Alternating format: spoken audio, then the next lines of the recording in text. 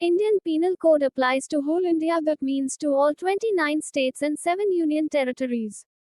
Interesting point is IPC is a subject matter of concurrent list of 7th schedule in Constitution, due to which all these states and UT can make appropriate amendment for their respective states.